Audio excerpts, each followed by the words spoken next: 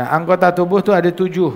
Mata, telinga, lisan, perut, farj, kemaluan, kemudian juga tangan dan kaki. Ini anggota tubuh kita. Anggota tubuh itu jumlahnya ada 7. Seperti jumlah pintu neraka. Laha sab'atu abwab.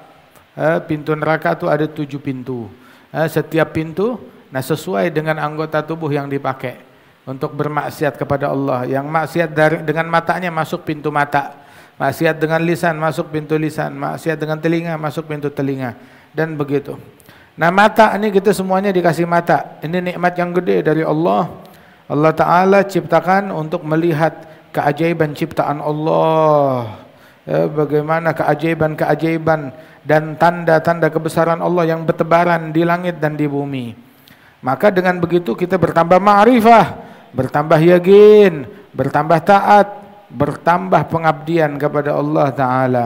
Mata dipakai untuk nunjukin kita jalan. Mata dipakai ngebantu hajat kita dan keperluan kita selama kita hidup di dunia.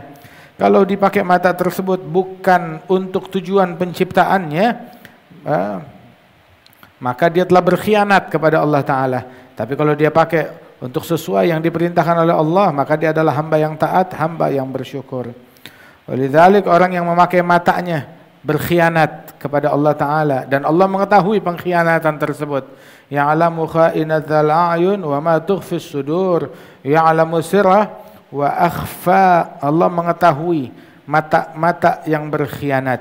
Siapa mata yang berkhianat? Yang melihat kepada wanita yang bukan muhrim ala janib, melihat kepada gambar-gambar yang membangkitkan syahwat dan nafsu, maka dia telah bermaksiat dan menantang siksa dan bencana dari Allah Ta'ala.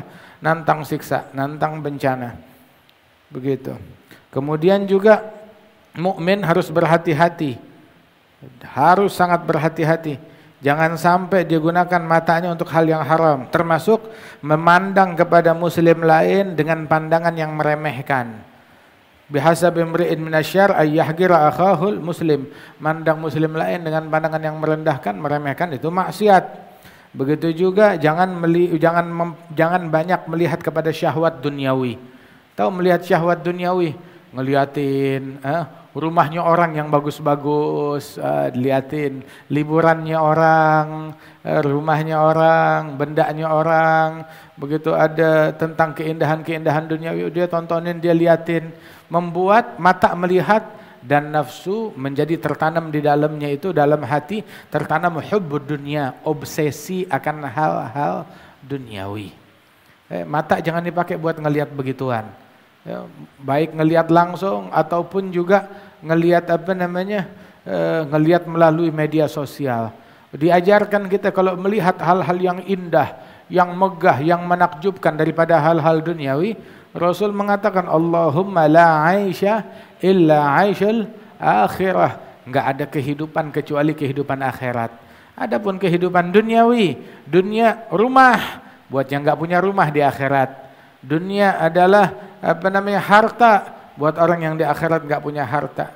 Yang terobsesi, tergila-gila memprioritaskan dunia adalah orang yang di mata Allah enggak punya akal. Na'udzubillah min dzalik. Jadi mata jangan dipakai buat lihat begituan, bikin jadi nafsu. Mata melihat, hati menginginkan. Amin masyhur bilang tuh al-ain basirah, wal yad qasirah, wal akhadh kabirah, katanya. Mata basirah ngelihat,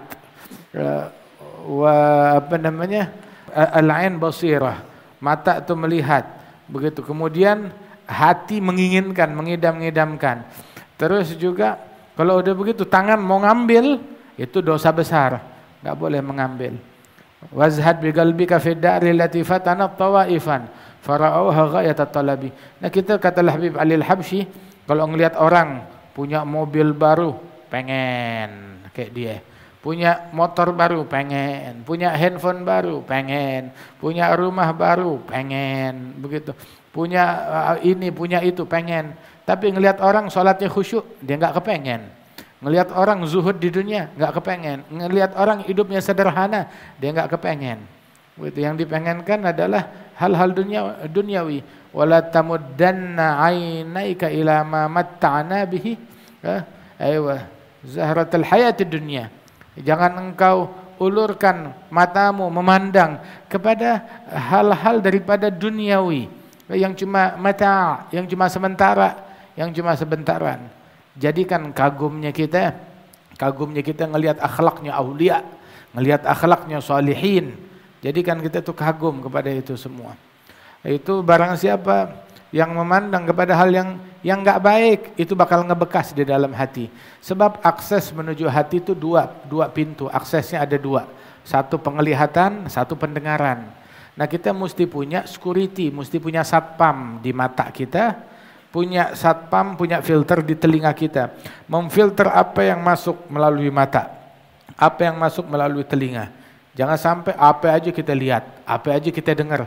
Sebab itu kalau udah masuk ke dalam hati, ngebekas. Kalau udah ngebekas, dibersihinnya susah. Tuh nodanya ngilanginnya, nggak cukup setahun, nggak cukup 2 tahun. Takutnya pas lagi sakaratul maut keinget, masih bernoda itu hati. Kan berabe kalau ada begitu.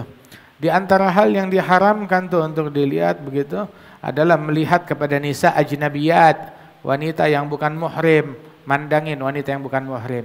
Begitu juga wanita memandang kepada laki-laki yang bukan muhrim dengan nazar ta'ammul, dengan pandangan yang apa itu namanya? Nazar ta'ammul.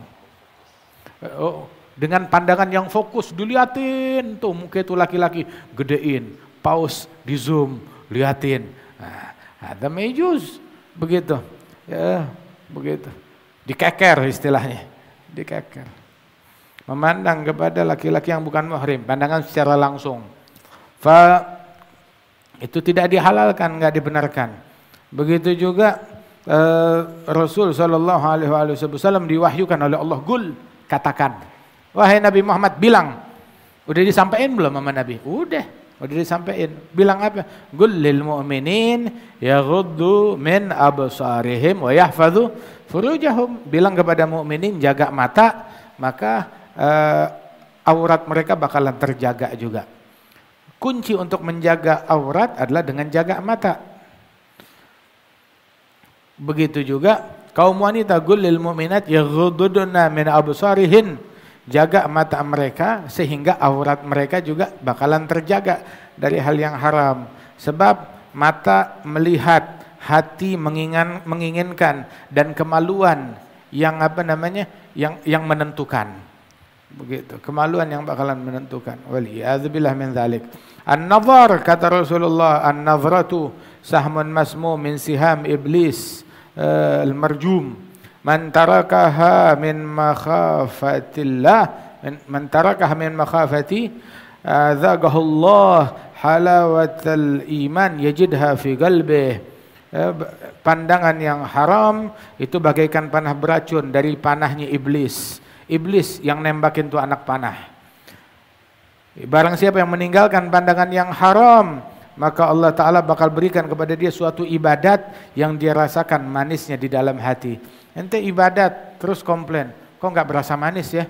Kok tahajud gak berasa manis? Kok ngaji gak berasa manis? Lu nonton apaan? Ngelihat apaan? Apa yang ente lihat? Apa yang ente pandang? Apa yang kita pandang itu yang membuat kehilangan manisnya ibadat. Kehilangan lezatnya ketaatan kepada Allah Subhanahu wa taala. Satu pandangan yang haram bagaikan panah beracun dari panahnya iblis. Nah, hati kita sehari kuat berapa anak panah? 2, 3, 4. Nah, kita hari ini udah berapa pandangan yang haram yang kita lihat?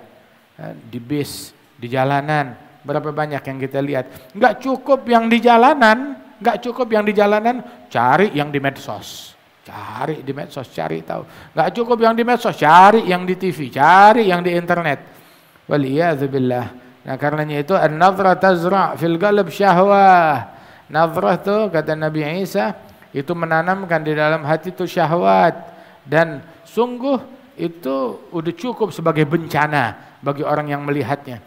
Orang yang melihat syahwat itu adalah orang yang tertimpa bencana. Waliyadzubillah. Mudah-mudahan Allah Ta'ala jaga kita dari hal yang diharamkan oleh Allah Ta'ala. Jadilah mata kita buta dari yang haram, telinga kita tuli dari yang haram, mulut kita bisu dari yang haram. Mudah-mudahan Allah Ta'ala berikan taufik kepada kita sekalian.